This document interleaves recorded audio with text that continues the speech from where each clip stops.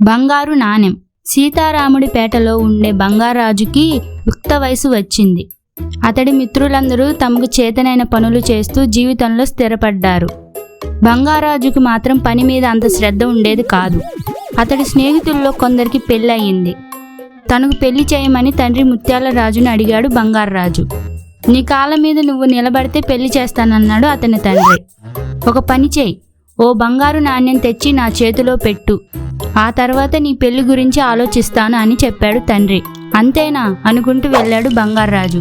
ధనవంతుడైన స్నేహితుడి దగ్గర అప్పు తెచ్చి ఆ మర్నాడే ఒక బంగారు నాణ్యం తండ్రి చేతిలో పెట్టాడు. ఆ నాణెం పనికి రాదంటూ నదిలోకి విసిరేశాడు ముత్యాలరాజు. ఎందుకలా చేశాడో బంగారాజుకి అర్థం కాలేదు. మళ్ళీ కొద్ది రోజులకు తల్లిని అడిగి మరో బంగారు నాణెం తెచ్చి తండ్రి చేతిలో పెట్టాడు. ఇది కూడా పనికిరాదు అంటూ నీటిలోకి విసిరేశాడు. తండ్రి చేసిన దానికి ఏం చేయాలో తెలియక ఏం మాట్లాడకుండా వెళ్ళిపోయాడు బంగారాజు.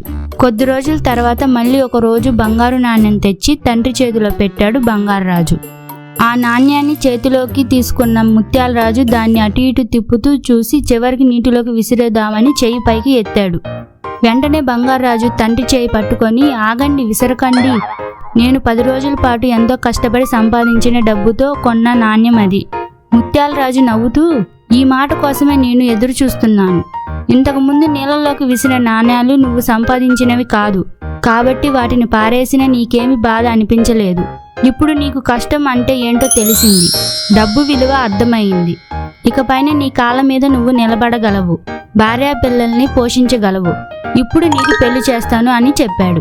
ఇలాంటి మోరల్ స్టోరీస్ మీకు ఇంకా కావాలంటే ఇప్పుడే ఈ వీడియోకి లైక్ చేసి ఎన్ స్టోరీస్ తెలుగు ఛానల్ని సబ్స్క్రైబ్ చేసుకొని బెల్ ఐకాన్ని ఆన్లో పెట్టుకోండి.